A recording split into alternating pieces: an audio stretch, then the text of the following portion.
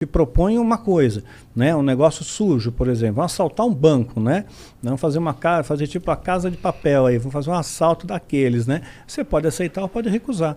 Então, depende muito do seu coração. Então, foi apresentado diante desses líderes, né, algumas coisas, né? Os satanistas apresentaram alguns modelos para eles, né? Eles aceitaram, a maioria aceitou. Tanto é que depois formou-se no Brasil uma coalizão apostólica brasileira. Já ouviu falar disso? Não. Pois é. Tem apóstolos hoje agora, né, na igreja, né? Só que apóstolo, biblicamente falando, não existe. Não existe apóstolo para os dias de hoje. Os apóstolos foram só para a época de Jesus, né? Só para aquele momento histórico. O que define um apóstolo? Nem sei. Ele é tipo um cara muito conectado com Deus, assim. Mais do que a maioria. Na minha concepção de que não entende nada sobre isso. Ele tem essa conexão, mas não é essa a ideia que querem passar. É isso mesmo. Que ele é mais conectado com Deus, mais do que a maioria, que ele tem uma autoridade superior, ou que ele é mais espiritual, né, ou que ele tem uma sabedoria superior. Essa é a ideia. Ele é único. Isso. Dentro da fé. Exato. É o conceito que colocam hoje. Errado, contaminado, para enganar o povo, né? E qual é a definição bíblica de apóstolo, né?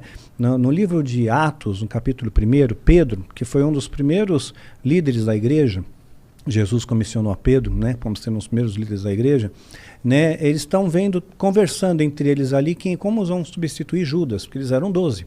Né? Poxa, como é que a gente vai substituir Judas? E aí eles chegam num tal de Matias, né? E esse Matias acaba não rolando, não deu certo. Eles já tiraram sortes ali, né? Não foi uma coisa de orar, de tentar ouvir a voz do Espírito e tal. E esse Matias não rolou. Mas Pedro, ele dá uma dica. Olha, para ser apóstolo é necessário que você seja testemunha ocular da ressurreição de Cristo. Então, entre a ressurreição de Cristo, quando ele ressuscitou, e a ascensão, quando ele subiu aos céus, a Bíblia diz que passou um período, né, de 40 dias. Nesses 40 dias, cerca de 500 pessoas viram ele, né, viram Jesus. Então, nesse período, quem viu quem viu a ressurreição, ele tem a chancela de apóstolo, né, porque ele foi testemunha ocular. Paulo é o último a ver Jesus, por isso que ele é apóstolo também, né? Lucas, que andava com Paulo, né? Lucas era um historiador e um médico, né? Ele escreveu o Evangelho de Lucas e também escreveu o livro de Atos. Lucas, ele andava com Paulo, mas ele não se intitula apóstolo. Em momento algum, ele não fala, eu sou apóstolo. Eu sou Lucas. Né? Marcos, o Evangelho de Marcos, que é um evangelista, são 4 evangelhos, né? Jesus escolheu 12, né? Só que desses 12, nem todos escreveram evangelhos, né? E o Marcos não está entre os 12, Jesus não escolheu Marcos. Então Marcos, ele não se intitula apóstolo, ele não fala, eu, Marcos, apóstolo, ele não fala isso, ele não é apóstolo. Porque ele não viu Jesus, ele não foi testemunha ocular.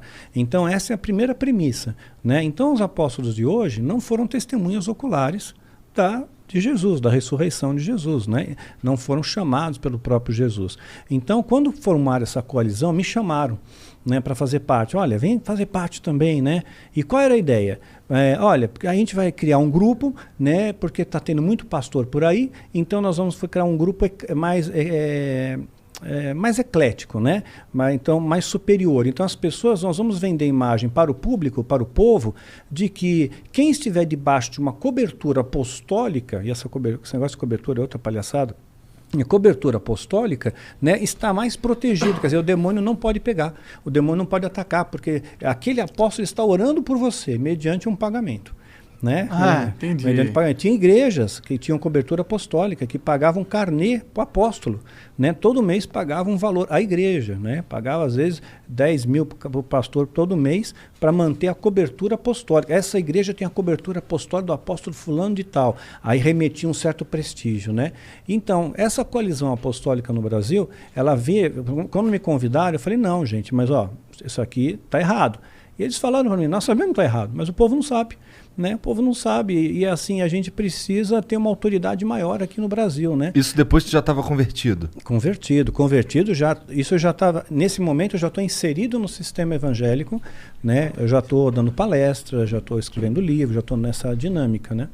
Então não existe esse lance de apóstolo. Eu consigo imaginar alguns nomes que estariam nesse grupo aí. Consigo imaginar. Chuta aí um, então. Não é nem Edir Macedo.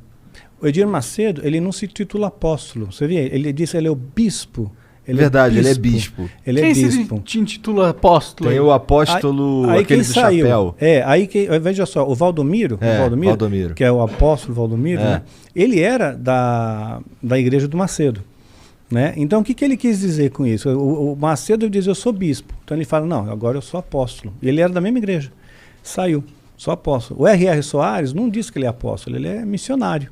Ser missionário. Né? Mas aí tem alguns que querem se destacar mais, né? E tem uma Todo mundo pode virar apóstolo? Como que é a regra de quem vira apóstolo? Hoje em dia, a regra é você fazer parte de uma máfia gospel. Entendi. É isso, né? Então, a máfia gospel te convida para fazer parte daquilo, né?